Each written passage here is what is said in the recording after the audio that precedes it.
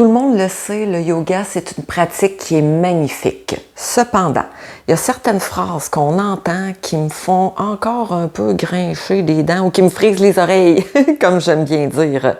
C'est des phrases un peu toutes faites qui semblent correctes, mais avec un peu plus de conscience et de connaissance du corps humain, ces phrases-là deviennent discutables, puis même parfois peuvent être nuisibles.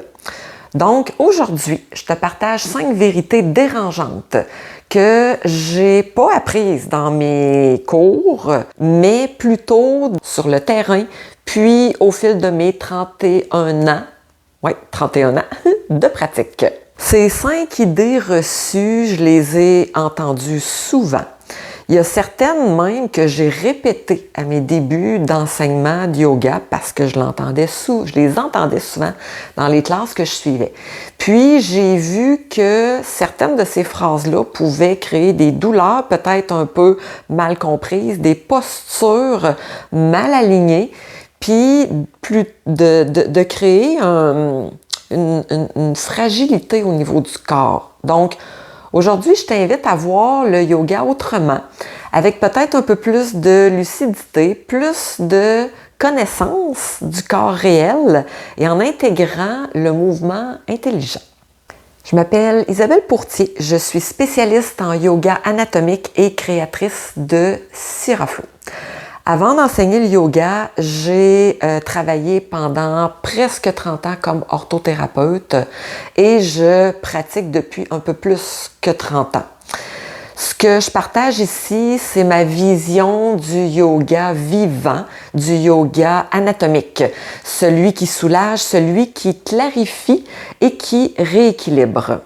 Donc, la première vérité dérangeante, non, il ne faut pas souffrir pour progresser.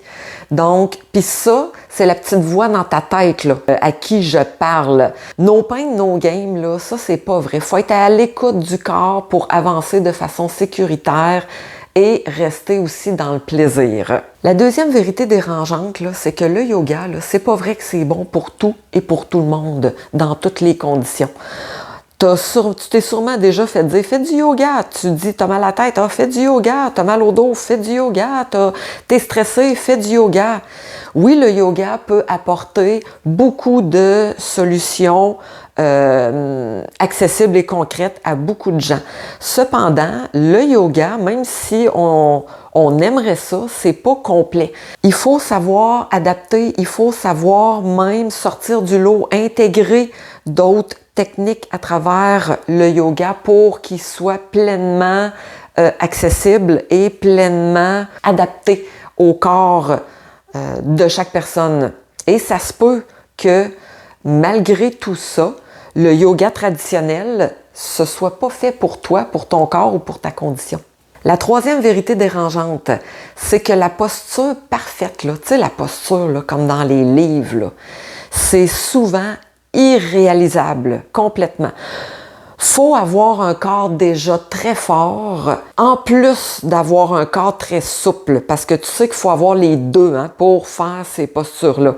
Et ce qu'on voit dans les livres, les modèles qui sont photographiés dans les livres, ce sont souvent des gymnastes et des ballerines. Dans la vie réelle, là, on plie les genoux pour ajuster une posture.